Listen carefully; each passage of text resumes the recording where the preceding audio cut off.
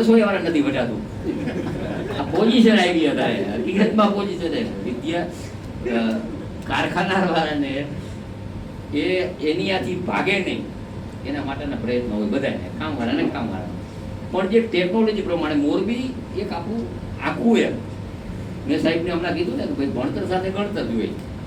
મેં બે સરકારનો વહીવટ જોયો, કોંગ્રેસનો જોયો અને ભાજપનો જોયો. હું ભાજપમાં લોખા નથી કરતો. અહીંયા હોય તો સાચું જ કહું. હમણાં થાંભલા પર હોય તો મારો વજન 2 કિલો વધી ગયું કીધું ને અહીંયા એ બોલ્યો ને. અને અહીંયા થાંભલામાં તમને હજી નવાઈ લાગશે. આટલું દેખા પ્રજા 80 લાખ રૂપિયા થાંભલાને આપવાના. બોલો કેટલા હમણાં બોલ્યા? કેટલા? 70 લાખ રૂપિયા વાઇટના થાંભલો તાર. જમીન તો અમે રહી નથી જવાના. એટલે જેમ અમે આમ સોબર ધોકા વધારે મારે.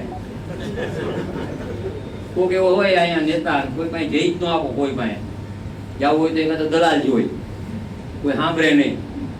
70 લાખ ઓછા કહેવાય. મને પેલા કયો એક થાંભલો નાખી તાર નાખી 70 લાખ એના વાઇટનો ચેક. જમીન તમારા ખાતે છે નહીં. એટલે કહેવાનો અર્થ એ કે સરકાર બહુ પોઝિટિવ બધી બાબત, એમાં અમે પોઝિટિવ. અને એ પોઝિટિવ એમાં છે કે આપણે ઉદ્યોગપતિ સાહેબ, હું એવું ત્રીજું કારખાનું મારું સિરાજનું હતું.